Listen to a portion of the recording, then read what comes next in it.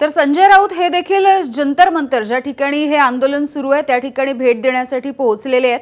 आपण जंतर मंतरवरच्या या आंदोलनाच्या ठिकाणावरची दृश्य बघतोय जिथे ठाकरेंच्या शिवसेनेचे खासदार संजय राऊत हे पोहोचलेले आहेत।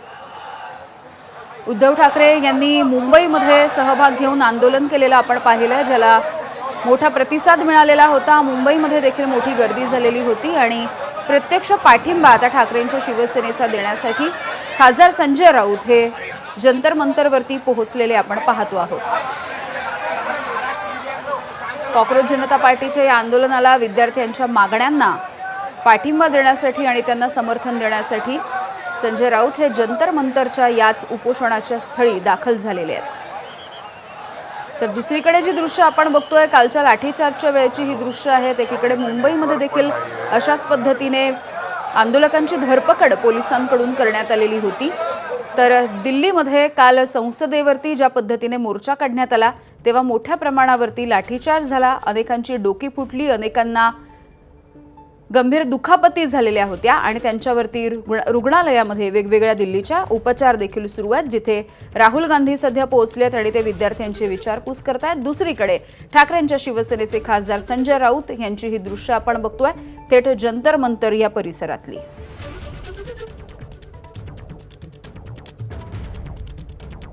तर या आंदोलकांचा मोठा घेराव संजय राऊत यांना आणि पाठिंबा देण्यासाठी सध्या संजय राऊत हे या ठिकाणी पोहोचलेत। अभिजित दिपके जे आंदोलन करता आहेत त्यांची देखील राऊतांनी भेट घेतलेली आहे। तस्वीर में आपको दिखाई देंगे तो सीधे तौर पर राहुल गांधी ने छात्रों का दर्द जाना, दर्द समझने के लिए आरएमएल अस्पताल वो पहुंचे हुए हैं। केसी वेणुगोपाल संगठन महासचिव हैं, वो भी यहाँ पे पहुंचे हुए हैं। राहुल गांधी ने सीधे तौर पे मुलाकात जो है छात्रों से की है और छात्रों के परिजनों से की है। सीधे तौर पे उनका मकसद यही है कि छात्रों के दर्द को जाना जाए। इस वक्त तस्वीरों में आप देखिए कि राहुल गांधी यहाँ से अब निकल रहे हैं और इसके अलावा तमाम जो कांग्रेस के सांसद है वो भी यहाँ पे पहुंचे हुए थे।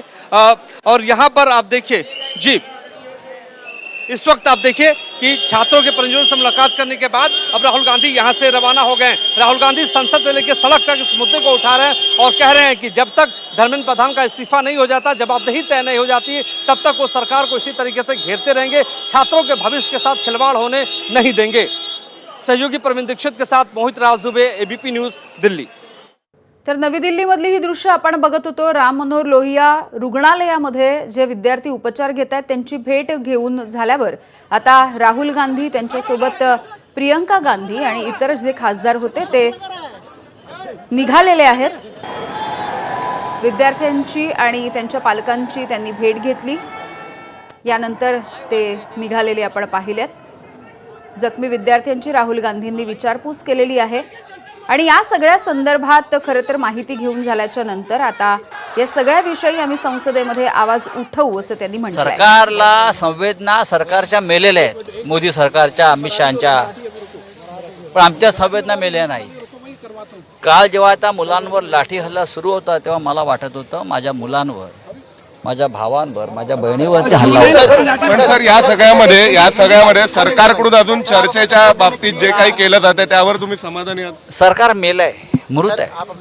पण सर या सगळ्यामध्ये काही इस आंदोलन को हमारा सपोर्ट रहा है, उद्धव ठाकरे जी का, आदित्य ठाकरे जी का, पूरे पार्टी का पूरा समर्थन पहले दिन से रहा है। बीते दिन जो भी प्रदर्शन हुए उसको लेकर आपका क्या कहना है? क्या है, ये सरकार डरी हुई भी है, ये सरकार मरी हुई भी है, उनको कोई संवेदना नहीं है। बच्चे हैं, हाँ, जो मंत्री है उनको भी बाल बेटे बच्चे हैं ना, उनके आंख में आंसू नहीं आए, हृदय कांप नहीं उठा उनका ये देखकर।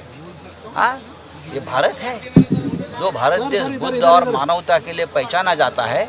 यहाँ देश के राजधानी में बेरहमी से बच्चों को पीटा जाता है, ये कौन सा लोकतंत्र है? धर्मेंद्र प्रधान के इस्तीफे पे क्या कहेंगे? अभी तक अरे देना, अगर उसका इस्तीफा होता तो ये नौबत नहीं आती ना बच्चों को।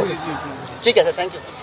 चलो, पण या सगळ्याला जोडून आता जे सरकारकडून प्रयत्न केले जाते चर्चेचे त्यावर, सरकारकडून काही प्रयत्न होत नाहीयेत। पण सर काल जो लाठीचार्ज झाला, जो तोडफोड झाली त्याकरिता कोण जबाबदार आहे तुम्हाला?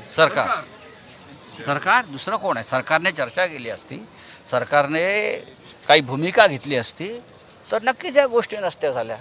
पण सर या सगळ्यावरती आता तोडगा काढण्यासाठी म्हणून विरोधी पक्षांनी सत्ताधाऱ्यांनी सगळ्यांनी विरोधी एकत्रित पक्ष याच्यावर तोडगा काढू शकत नाही.